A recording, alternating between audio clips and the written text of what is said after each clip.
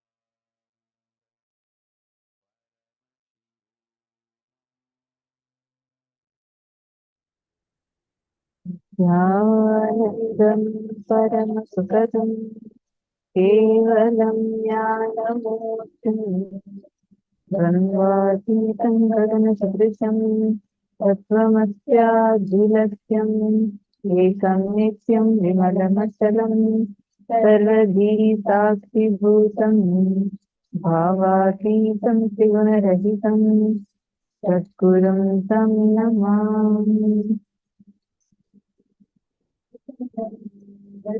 Welcome to all participants. Every one of you here. We welcome all of you joining with us for this very, very, very special day today. So, how are you all doing? Today is, I should say, one of the most beautiful days of Paramashivoham, because today we're going to be learning about all the, I should say, all the basics. Yesterday we learned about parallel universe and what it means to have do the astral travel, or we learned about the vertical time zones and all of these different truths. Today we are going to be understanding one of the most powerful part of us, our brain, awakening our whole brain, activating our whole brain, and how we can harness our highest potential, our own inner potential, to manifest what we want as reality. So today is going to be very, very, very special and a lot of fun.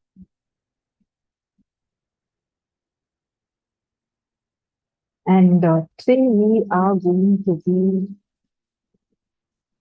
entering into the next level of your experience.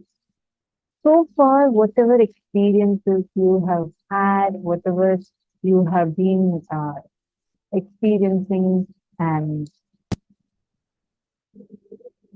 you will see it's going to the next level. Because here today we are going to be understanding everything in multi-dimensional logic, not just the binary logic, but multi-dimensional logic, and that's from the beautiful Awaken and Pervade. And today, one of the most important factors today is deity being Mahasadashiva, which is the form of Paramashiva, through which he graces all of us with the science of enlightenment and awakening the whole world to manifesting our 25 states of consciousness. Mahasadashiva's form, Sadashiva is with 5 faces.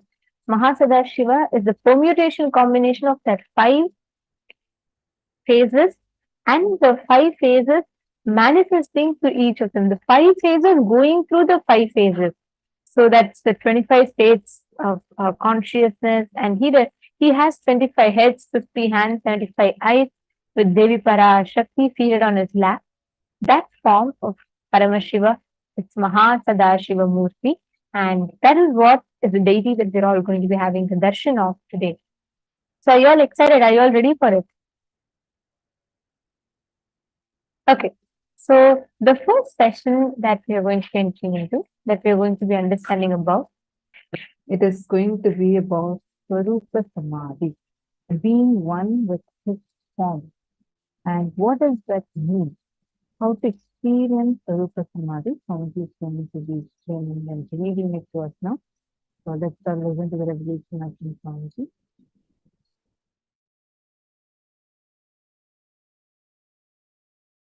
Thought is nothing but your inability to cope up with reality.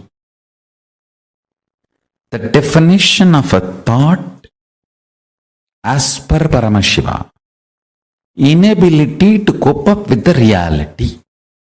Whenever you are complete with the reality, you just function without something called thought. If you know you are thinking, there will be an incompletion and itching, irritation. If you are acting out of completion, there will not be any thoughts. There will be signals, there will be instructions, there will be orders from your consciousness to you. But there will not be thoughts. Understand?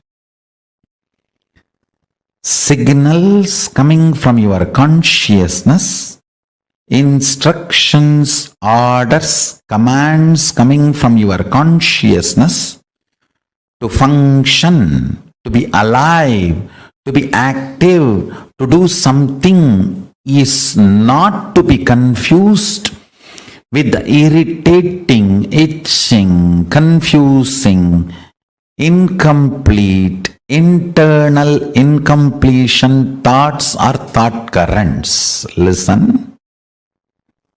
Thoughts are not needed for the consciousness to own, possess your intra-organ, internal organ and your body and move your life.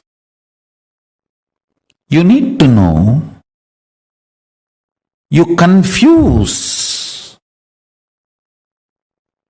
between your thoughts and the instructions of your superconsciousness to your consciousness, to your consciousness, to your intra-organs, from your intra-organs to your internal organs, from internal organs to your body.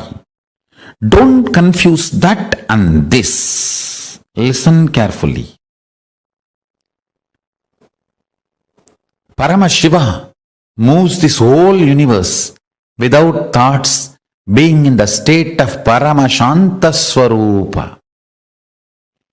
That shows thoughts are not needed to run your existence as Paramashiva manifested it.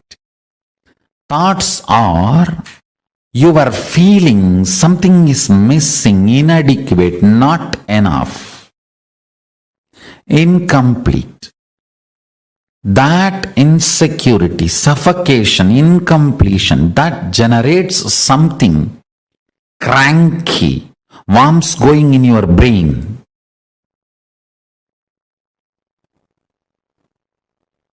Parasites running in your intestine. That crankiness, the thoughts and thought currents generated by that crankiness is not needed to run your life. This is the most powerful, important cognition you need to cognize. Understand, Hinduism fundamentally does not believe in belief system or faith system. It very clearly explains the methodology of powerful cognition-based functioning system.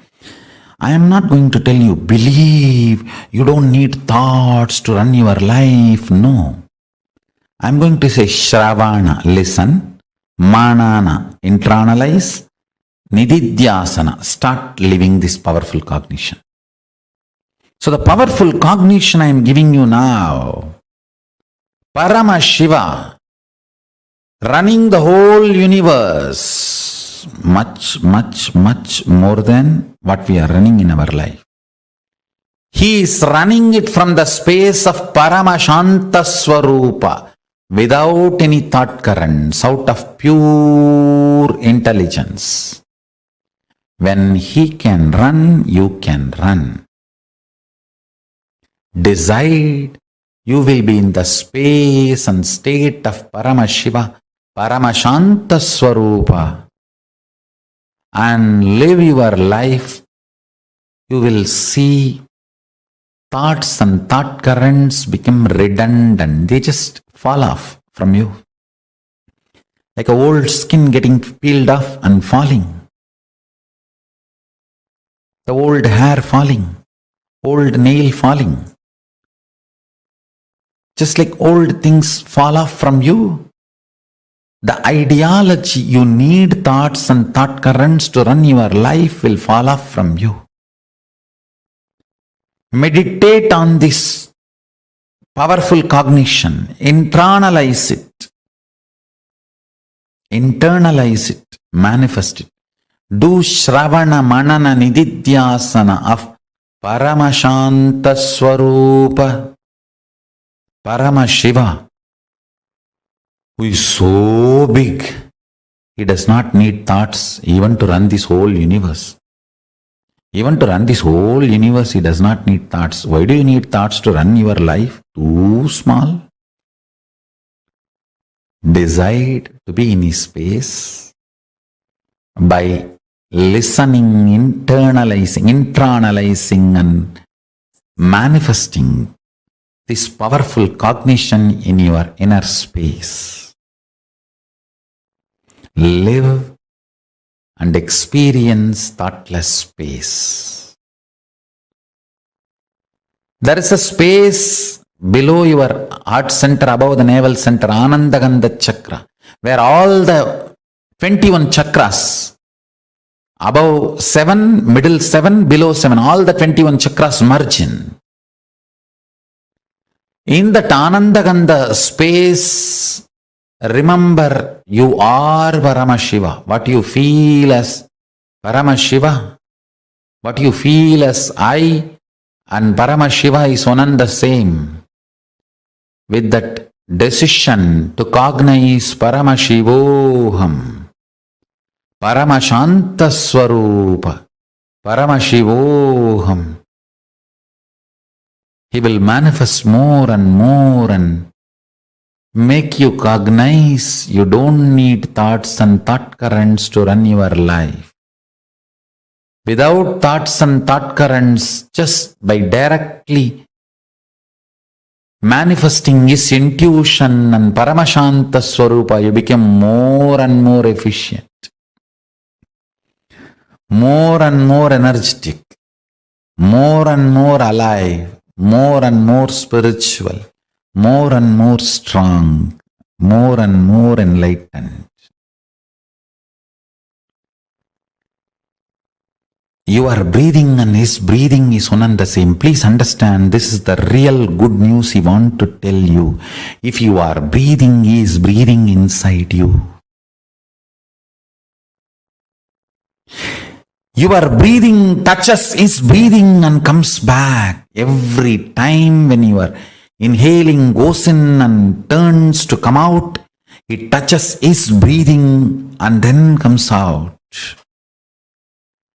So where your inhaling breath takes a turn as exhaling breath, that is where he is residing, he is available to you. His breathing and your breathing connects, only then takes a turn. That space is Paramashanta Swarupa.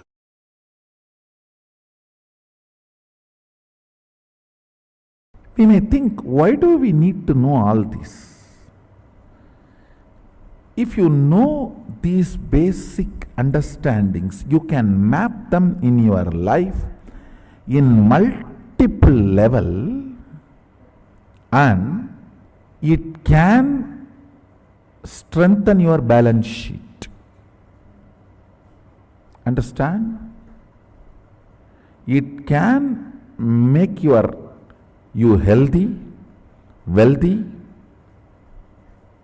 happy, blissful, because many of these understandings awakens those dimensions of your brain. Already, if you are feeling too much is happening in your brain, raise your hand.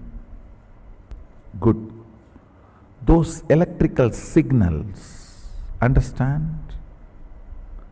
When the owner is introducing his home and you are sitting in front of him, his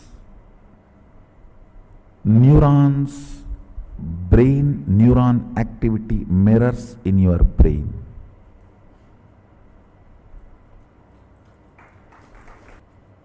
Bindu is life, Amrtatva is life which cannot be dulled, reduced, diluted by length, breadth, depth, time. Kala. Amrtatva is the space on which time does not have a say. A cloth, even if you lock it inside a vacuum, box for 10 years and then take it out again, you will see it has already withered. No weather would have operated on it, but time operates on it.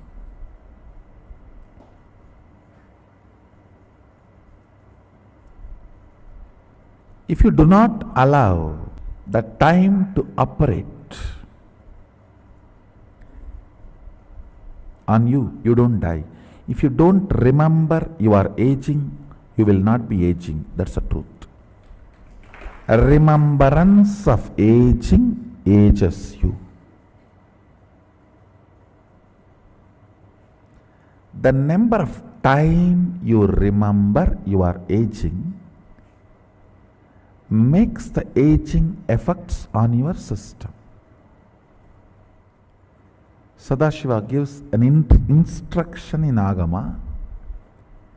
Remember, Sadashiva is ever 16, and remember you are he. In those days, that 16 is something like a peak health and peak possibility. Even if you are brought up in a Gurukul way of life, by 16 you will manifest all the powers.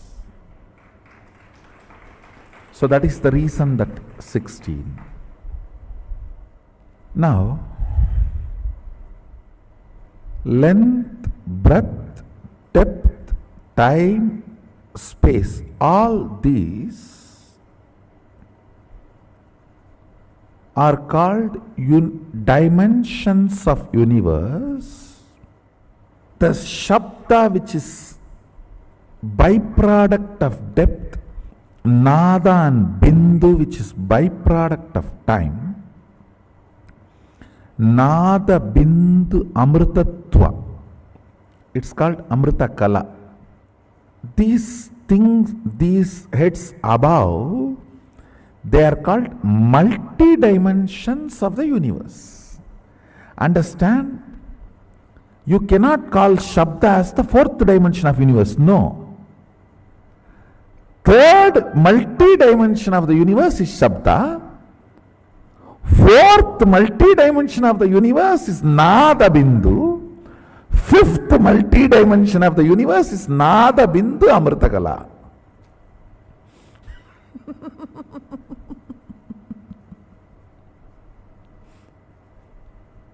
How many of you are understanding this statement? First dimension is first dimension. Second dimension is second dimension. Third dimension is not third dimension. Third multi-dimension. Because with the third, the new dimension of Shabda is introduced.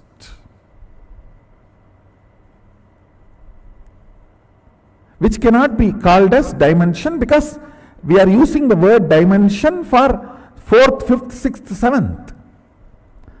Third multi-dimension is, see, for example, the third multi-dimension depth has length, breadth, time and depth all together. Sorry, not time.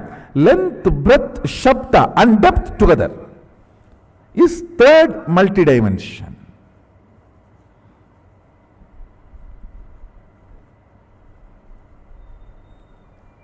You should know why our masters describe gods with multiple heads. Fools are those who criticize the forms of our Hindu gods, who do not know the universe.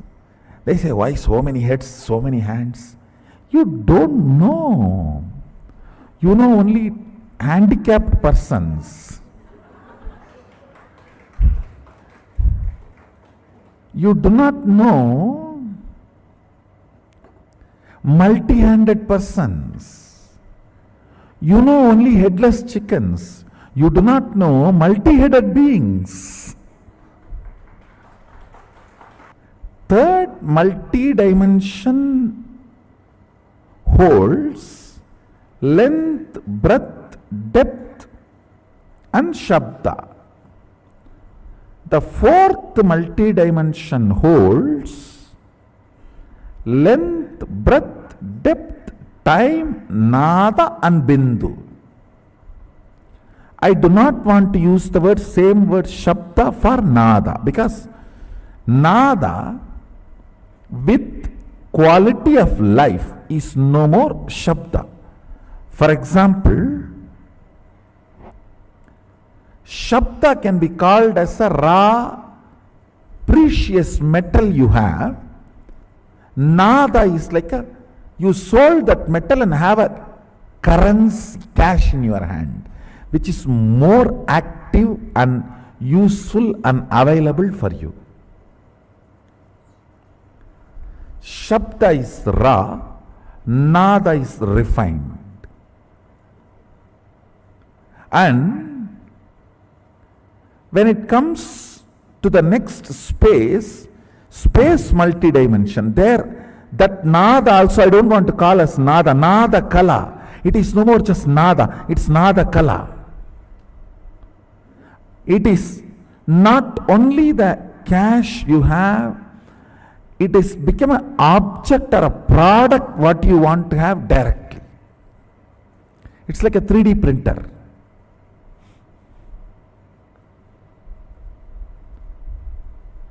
Out of nada kala, you can just directly do 3D printing of anything you want. Above the nada kala is bindu kala. Above the bindu kala is amrita kala.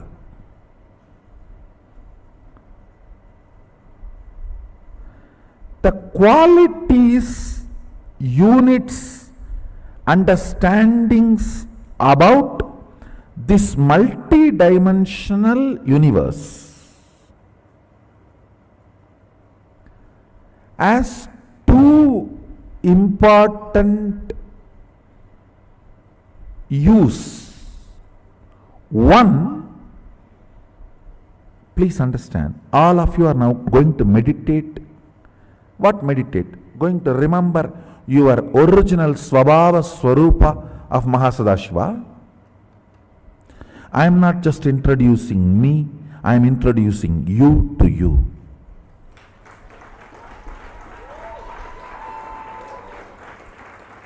I do not talk to anybody who is less in my stature. Understand?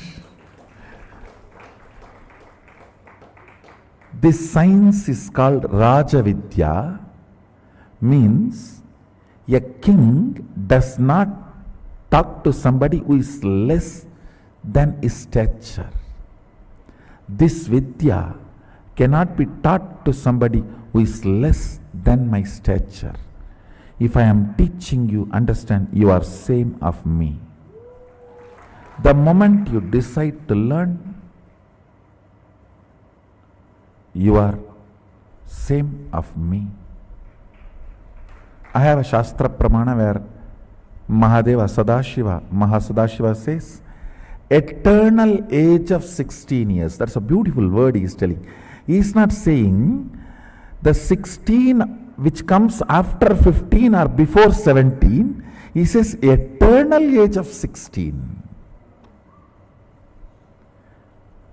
If he says meditate me as 16, you may think before 17 and after 15, that's 16. No. Just pick up the 16 and freeze it into eternity. That is why he is using the word eternal age of 16 years. The quality of the 16 should be absorbed and frozen into eternity. Let me read out the original verse for all of you.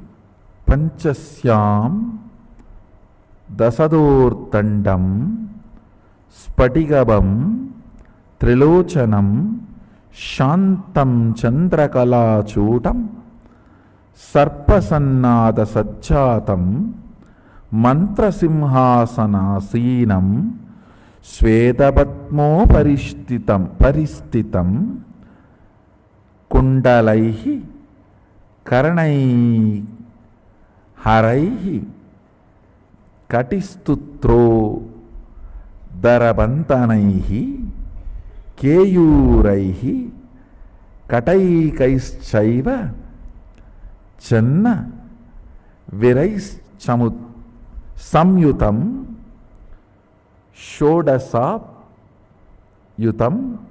కంఠం సుప్రసన్నం స్మితాననం శూలం పరసు కట్కంచ వజ్రం వగ్నిం చ దక్షిణే అభయం పాసమాన్యంచ కంఠం నాగన్కుశౌ తథా వామహస్త కటం ధ్యాయేత్ అన్యతా చ నిగత్యతే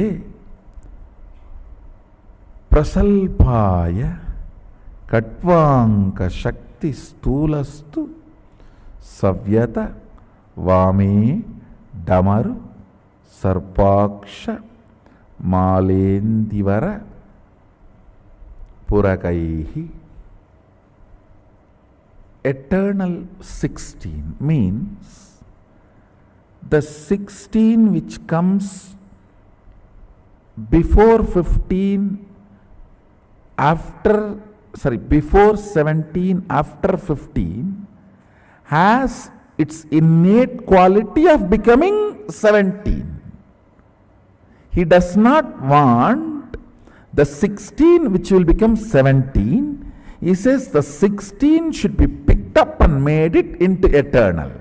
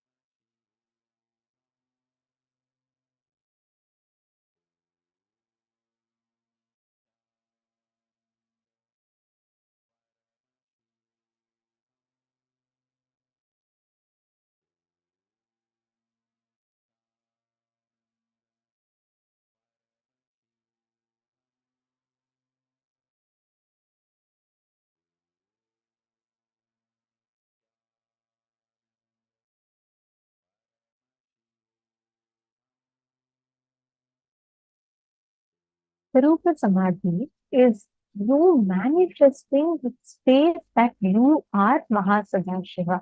Means experiencing oneness with that principle of what Paramashiva represents, what he embodies, what he stands for.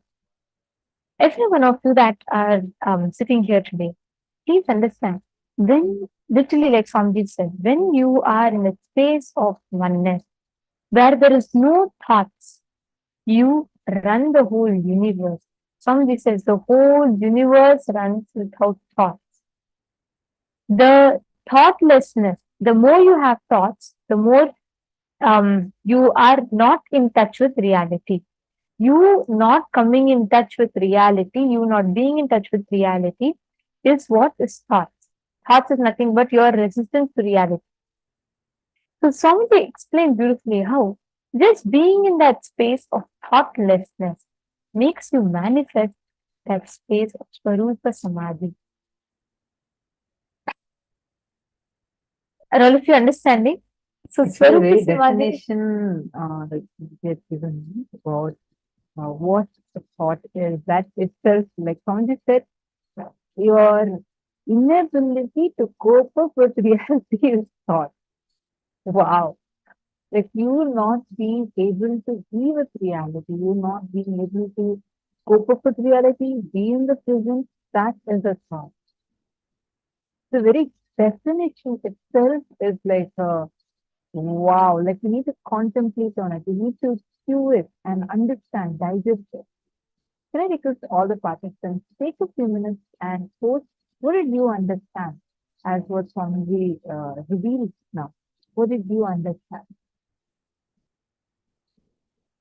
Come on, take a few minutes and all of you post. The importance of Samadhi. What is Shabda? Alright, the Swamiji had said so beautifully that how each dimension, we'll actually learn this in detail. About who is Mahasadashiva, Swamiji explained very detailed way. Every head of Paramashiva represents each dimension. Like how Swamiji explained, length, breadth, depth. Now, length, breadth, and depth together gives birth to another multi-dimension. That is Shabda, which can be roughly understood as the source of sound, but more in a crude manner, like meaning more raw. It is not refined. When it is refined, that is what is Nada.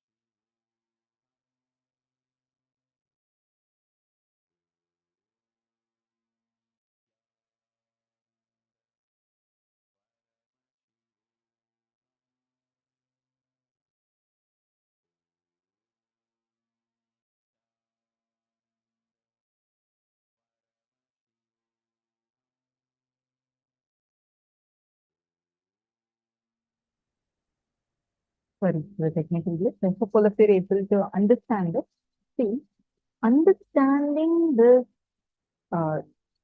dimensions, the multi-dimensions of Paramashiva will awaken those inside of us.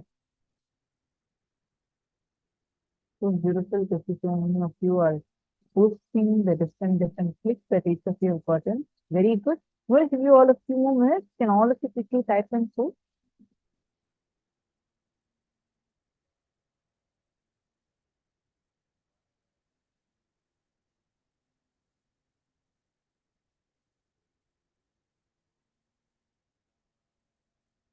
Sumit Dan. Sorry, are you able to hear me now? I see that you're saying my voice is a little muffled. Is this better, Nithyananda? please kindly let me know if all of you are able to hear me clearly.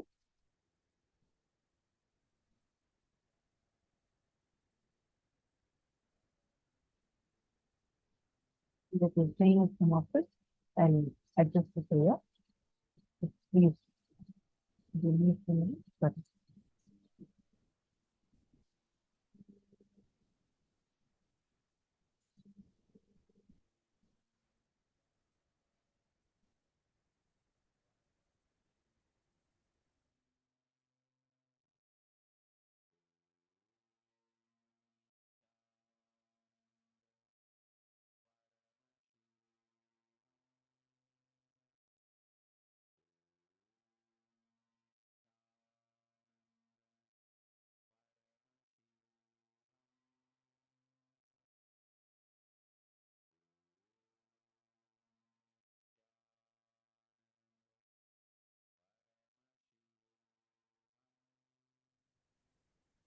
Nithyananda, I hope it's a little better now.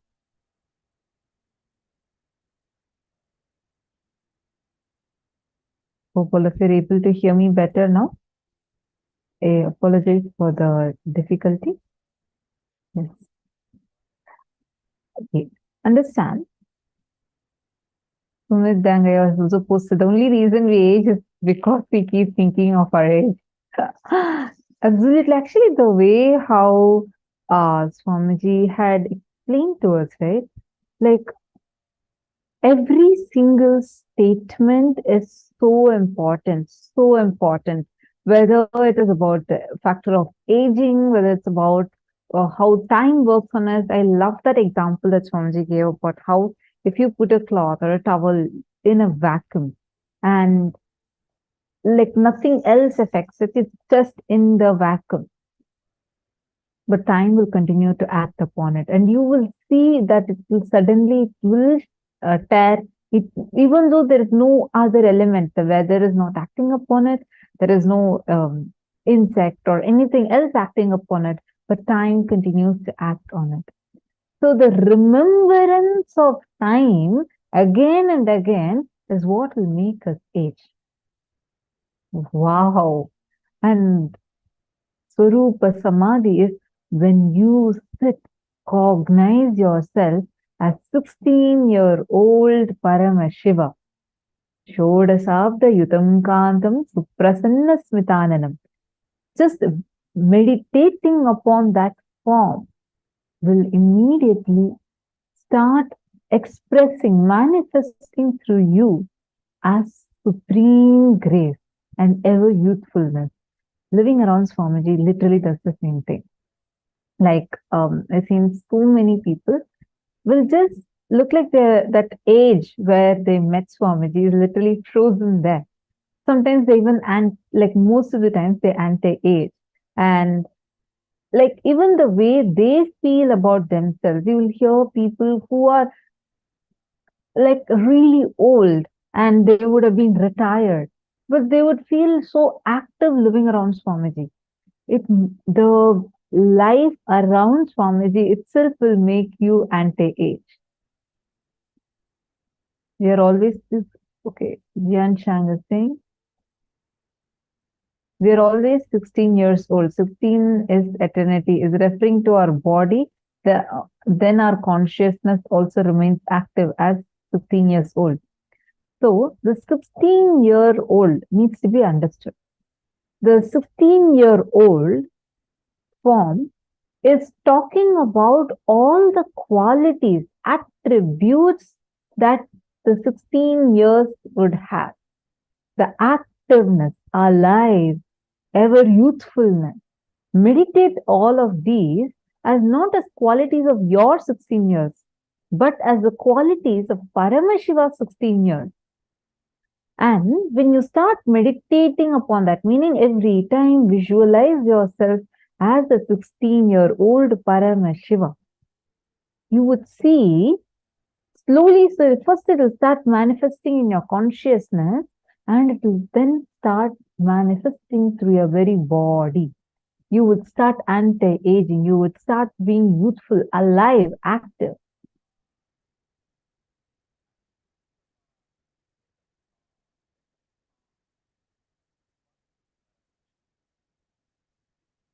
What if my 16-year-old self was not my best self? Again, this is not about our 16 years old. It's about Paramashiva's 15 years self, who is youthful, alive, active, vibrant.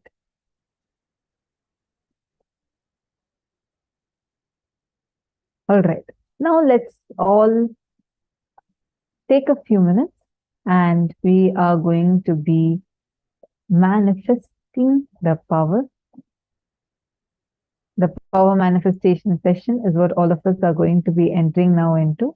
We have with us Manitya Shambhavananda, who's going to be joining us in this session, and we all are going to be understanding what is the science of power manifestation, how by being in Swarupa Samādhi, just closing your eyes and cognizing Paramashiva with his 25 heads, 75 eyes, 50 hands, just sitting, meditating on that form, you would start manifesting the power.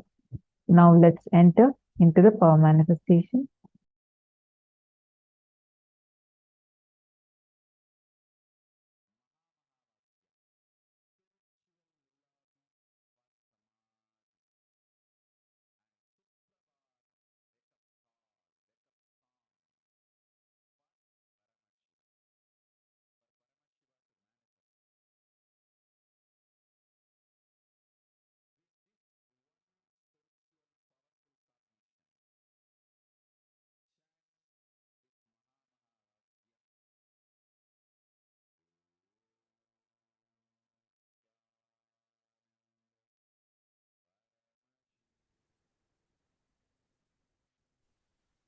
Yes, now we're going to be literally experiencing presence of Paramashiva. All the power manifestation processes, very clearly Swamiji says, comes that when you know that you are Paramashiva himself. When we focus our thoughts on Paramashiva, our emotions on Paramashiva, everything that happens within us is only centered on Paramashiva, then any manifestation that we want in life automatically happens. This is to say that what we are doing now as power manifestation is not just some trick that we're going to be doing now. It is a changing the very way you view and function in life. We're going to be starting with the power of consciousness over matter. The advanced levels, we're moving further into this power of consciousness over matter today, where you very clearly know that you are consciousness and that matter also is ultimately consciousness. We hear many things that say that mind over matter. This is a very common thing that we would have heard if you were a little bit into this esoteric sciences, something mystic, something phenomenal. Very clearly, Swamiji says all of this is a science. It's a greater science. The same way, like you learn your physics in school, you learn your chemistry, where if carbon dioxide is produced, it will turn lime water milky. This every single day, we have hundreds of students doing this in their chemistry lab, getting the same results because it's a science. Exactly like that, this is the greater science of life, where if you do this certain things, if you are established in Paramashiva as Paramashiva, you unlock your complete potential. And you can make anything happen in your life. Now we'll be starting with this power of consciousness over matter. Let us see the Shastra Pramana, the scriptural reference for this power of consciousness over matter. From the Vijnana Bhairava Tantra, Sutra 120. Kvachid vastuni vinyasya shanair drishtim nivartayet Tajnanam chitta sahitam devi shunyalayo bhavet. Paramashiva beautifully reveals that take a particular object, a vastu, and bring your complete gaze, your complete drishti on that vastu.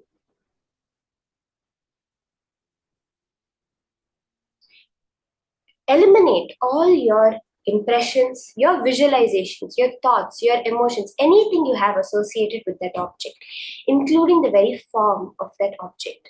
Withdraw your sight from it, eliminate, withdraw any impressions you have of it, any visualizations you have of it. Then, O Devi, Paramashiva is addressing each one of us as Devi over here. One experiences the state of all inclusiveness, infinity, that shunya state, which Swamiji says is that there's nothing other than that exists. The only thing forming a boundary in our life is our thoughts. The minute we eliminate the impressions or thoughts we have about an object, of something, any judgments we have about it, we manifest, we understand the oneness between us and it. We see it as it is, which is as energy. We have a beautiful story from the life of Abhirami Bhattar, who manifested this power so phenomenally, where he brought a moon in the sky on a day where there was supposed to be no moon. The incident goes that one day he was meditating in the temple on the auspicious day of the Thai Amavasya, which is a no moon day in the month of Thai, near January, February time. And it was a very auspicious day, so many devotees had thronged in the temples, and even the king ruling that area, Sarboji I, had come to the temple for darshan. So it was a temple of Devi in the form of Devi Abhirami, but Abhirami Bhattar was lost in meditation. He was completely lost in the form of Abhirami. That brightness of the form was just engulfing him. So when the king came, everyone usually stands up and pays the respect to the king. But because of this state of samadhi, Abhirami Bhattar did not stand up. And the king was a little surprised by this. He asked the people around, and they all said, leave him alone. He's a madman. But the king said, no, there is many chances that there's a very fine line between madmen and masters, great saints. So he may be a great saint. Let me test him. So the king goes and asks this man, meditating, what phase of the moon is it today? As I mentioned, it was the Amavasya, the no moon day. The time when the complete shadow is cast on the moon and there's no moon visible in the sky. But Abhirami Bhattar, when he was seeing that form of Devi as ever effulgent, as so bright, emanating that supernal effulgence, as Swamiji says, he said, today is the Paurnami day in that state of Samadhi. Today is the full moon day. Then the king got angry with him. He said, you don't respect me, and then you come and answer all this kind of nonsense. I will sentence you to death. Tonight, if the full moon does not appear in the sky, you shall be killed. After some time, Abhirami comes out of his trance. He comes out of his samadhi state. He hears about this and he's shocked, but he is very clear. He goes to Abhirami and he says, Devi, you are the one who got these words out of my mouth. You are the one that has to manifest. That night, he hangs 100 ropes on a platform above a burning fire and starts to sing an Andadi, a 100-verse song on Devi Abhirami. It's called the Abhirami Andadi. For each verse that he sings, he cuts one of the ropes. So the end result being that 100 verses gets over, the 100 ropes are cut and he falls into the fire as per the orders of the king. At the 79th verse, so beautifully, at that moment, Devi Abhirami appears in the sky, gives her darshan, throws her earring to create the full moon in the sky. That is what is consciousness over matter. We have Swamiji's own experience of this power of consciousness over matter, where he has moved objects. We see, just if you were there in the few years ago, in 2010, 2011, just by a shake of his hand, people would be levitating. People itself would be moving. Like this, we have Swamiji himself has experienced this power, which we are all going to experience today. So while I continue to give the exact science behind this power, can I request all the participants to get an object, a cup of water, and a needle? You're going to be in this first round, moving a needle on a cup of water.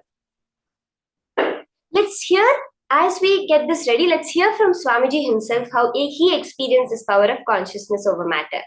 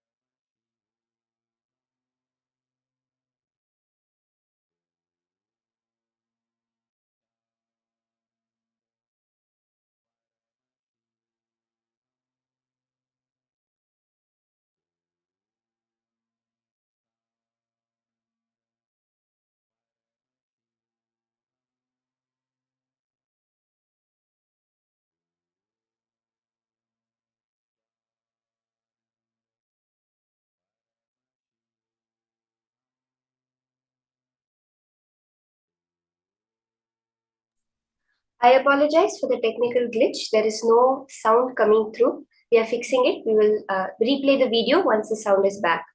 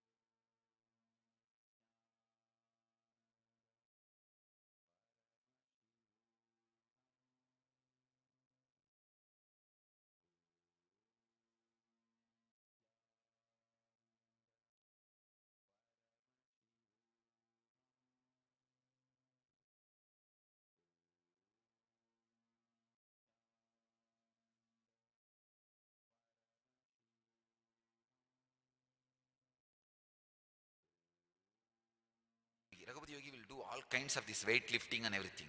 He's a amazing yogic body. He will show visibly the power of yogic body.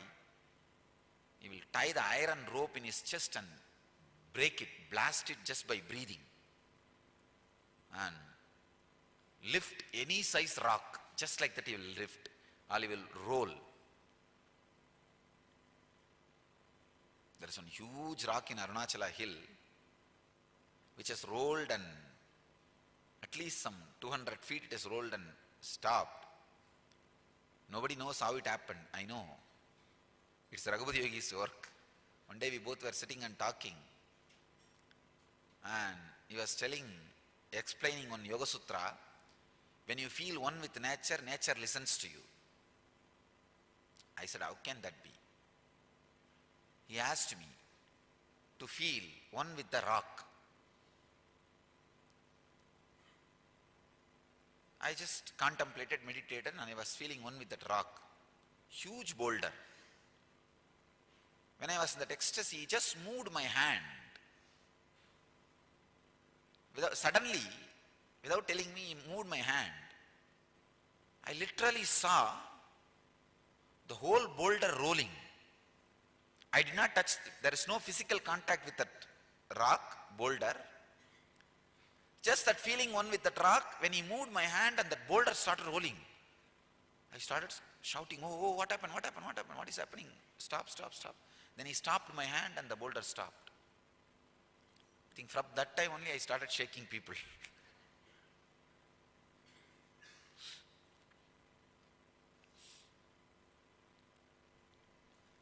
That was the first object responded to my movement. So beautifully, so powerfully, Swamiji has literally explained the science. This one sentence explains the entire science of consciousness over matter. All you need to do is feel the oneness. That's what Paramashiva also said. When you experience that space of shunya, nothing other exists. There is nothing other. But I want to explain this a little more for all of us to understand. So I request all the participants, you can get a cup of water and a needle or a small stick to float in the water.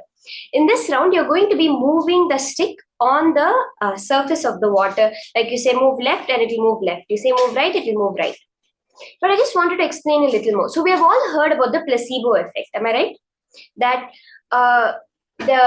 we have the doctors who have been doing so many placebo effects, and all drugs have to go through a placebo trial before they are released, and they have to have 30% more than a placebo. So more than 33% of placebo. This placebo effect was seen very powerfully during the World War II, where there was a doctor who ran out of morphine, the painkillers, for performing surgeries. So he discussed with the nurses, and all he did was inject a saline solution, salt water, into the person, telling them, like in conversation, telling them it was morphine, that it was the painkiller. It was the anesthesia. And when they performed the surgery, he performed over 200 surgeries like this without anybody feeling much pain. Entire surgery. We have placebo effects where they do knee replacement surgeries, where they don't actually do anything. They just sedate the person. They just put the person under anesthesia and wake them up with some bandages on their knee and some stitches, and tell them they have gone through a knee replacement surgery, and they recover. They're completely fine after that. We have had up to open heart surgeries done like this. Open heart surgeries, yes, where in modern science, they have literally performed an open heart surgery. They don't actually do anything with the heart. They just sedate the person and cut it open, stitch it back without actually working on the heart, and tell the person that you've gone through a surgery, a bypass surgery, and you're completely fine, and the person actually recovers. What does this mean? It means when the person has that complete trust, that complete just knowing that, yes, it can happen. It just happens. We also see the nocebo effect, which is the opposite way. There was an incident of a man who was diagnosed with cancer, and the doctor told him it's really severe, it's very aggressive, and you have just a few months to live. Just a few days, just very little time to live. But this man really wanted to live for Christmas. He wanted to stay alive and have some time with his family during the holidays. So he stayed alive, and a day or two after Christmas, he passed away. And then they did the autopsy after he had passed, and they found out he actually never had cancer. Just that belief that the doctor has said, I have cancer and I have to die, he left the body. That's the power of our belief, the power of our just pure Ichha Shakti, the power of just wanting it. So now, when we're sitting for power manifestation, all we have to do is come to the conclusion that yes, I can do it. Whether it's through Swamiji has initiated me, it is his experience, so it has to become mine. Whether it is through the space of oneness, through understanding how your consciousness is the ultimate power and all matter is actually energy, and energy can influence energy and make it happen. Through whatever way it is, when we come to that conclusion, I can manifest, it has to just happen. There's no other choice for it. Even now, in front of you, everything you are seeing is your choice which you are manifesting. It is your pure belief in it that is making it there in front of you. As the biologist Bruce Lipton says, the job of the mind is to create coherence between your beliefs and reality. What you believe and what you see, the mind's job is to create a contact between it, that it matches, yes. So when you believe something, you have to see that as your reality. Now, with the initiation of Swamiji, so very clearly, Paramashiva has given us the science of consciousness over matter. There was once a man, his name was Guy, and he used to do this psychic power of consciousness, of mind over matter. And when they did a brain test on him as he was doing it, he moved small pens, keys, and very clearly there's no, he moved a plastic spoon. Very clearly there's no magnets or anything. It was a scientific thing he did, and they did a brain scan, and they found that at the moment the object moves, his brain touches the gamma waves. So we have the delta, our deep sleep, the theta, when we're really relaxed, alpha, when we're alert, aware, but we're not processing anything, the beta and high beta, which is when we're focused, concentrated, working towards life. And then we have the gamma and lambda, which is the much higher brainwave states where extraordinary things happen. Very clearly scientific research on the Bala sense of Nithyananda Gurukul, on the devotees who have manifested powers, has shown that during power manifestation, during the darshan of Swamiji, every single one of our brainwaves goes into high gamma. We can easily manifest the power if we only decide that we can do it. So are we all ready now? We're all going to make the object move and on the surface of the water. Swamiji has given a very clear 3-step process for power manifestation, where you decide to disengage from all your thoughts, from all the beliefs right now, which is making you create this reality. You are disconnecting yourself from matter, from length, breadth, depth, from the lower dimensions. And then you are chanting the Mahavakya, raising your frequency to be the receiver for the cosmic energy. Then you connect to Swamiji, to Paramashiva, just sitting as Swamiji, knowing that that consciousness within me is the same as the consciousness within Swamiji. The space in me is the same as the space in any object, in the coconut, in the leaf, in the needle, and the cosmic space, that Mahakasha. Get into that pure oneness space, chanting the Mahavakya intensely and unclutching. You can start the power manifestation now. Make the sankalpa, the will, decide consciously, and then unclutch. It's very important. The more we go towards matter, is the needle moving? Oh my God, is it moving? It's not moving.